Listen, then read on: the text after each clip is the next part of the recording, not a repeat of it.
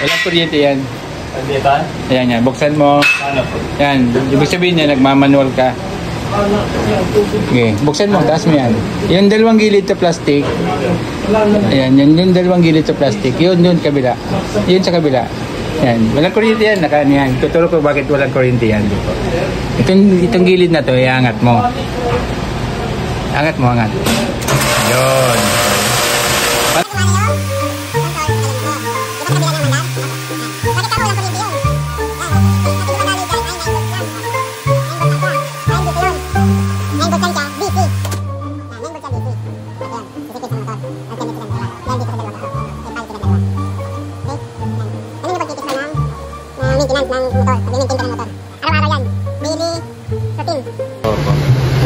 Auto. Pili mo yung manual, pili mo yung auto. Ito yung pump na to. Mamaya, tuturo ko sa ito doon. Tuturo ko ito sa iyo doon, sa kabila, kung ano yung sinusuplayan nito. Pero baka lang ito, pag naubutan sila doon, walang dipel, ito na yung nagana.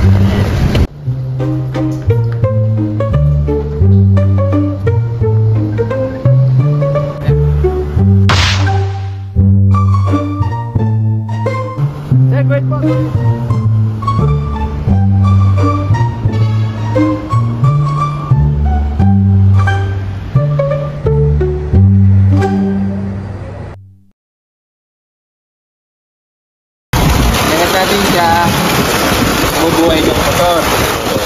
So, pag inabot ito ng tubig, yan, yung level na yan, inabot ito, yan, namatay na siya. Kawa? Opo. Inabot na siya, ibig sabihin, puno na. Opo. Pag ito naman, inalis ko, i-release siya, mabuhay na naman ulit siya. So, ito naman kabila. Pag ito hindi nag-contact dalawa, halimbawa yung dalawa, hindi nagko-contact. Yung motor namin din na nagsusupply dito sa mga tower, hindi siya aangat. Ibig sabihin, walang tubig tong tangke, safe yung motor ko, hindi siya andar ng andar, na walang tubig. Yun. Safe yung motor ko. Ito yung ginawa ng safety device para sa protection ng motor. Na wala lang, empty na yung tangke niya, hindi na siya andar.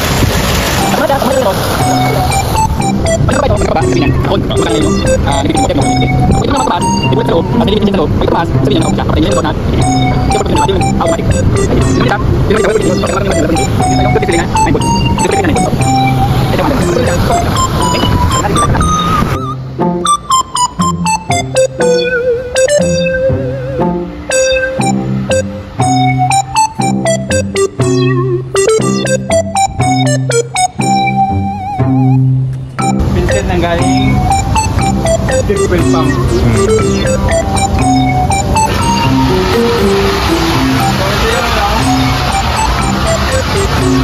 Ito yung nagko-control doon sa inangat natin kanina.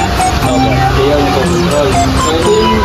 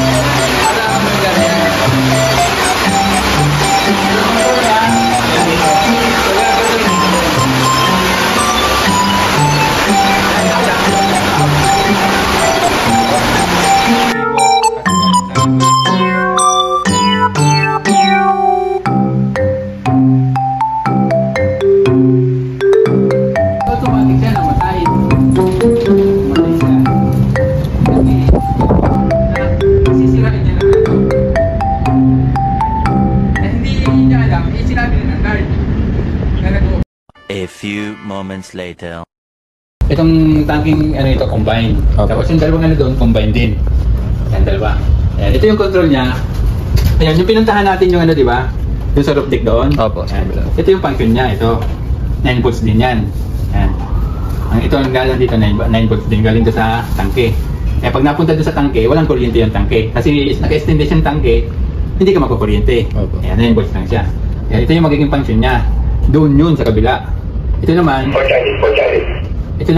doon sa pinuntahan natin sa lower basement ng motor. So, itong dalawang ito yung nagsusupply niya sa tangke.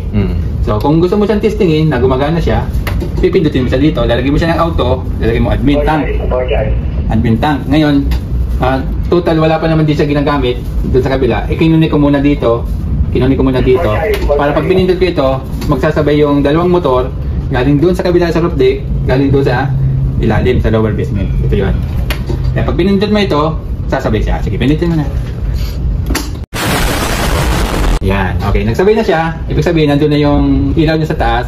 Ang nakalagay doon, water supply. Water supply din siya. Nakalubog siya. Ibig sabihin yan, yung dalawang motor doon, sabay siya gumagana. Pupunuin niya ngayon ng tangke. So, pag napuno yung tangke, bababa dito sa drain, angat ito.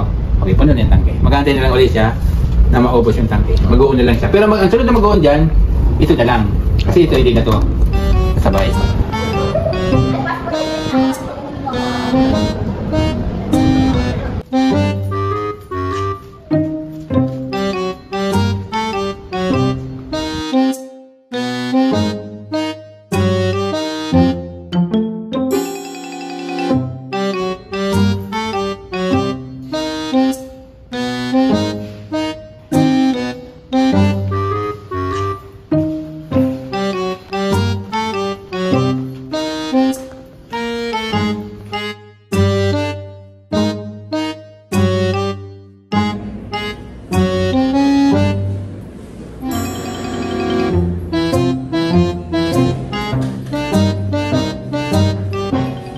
One eternity later.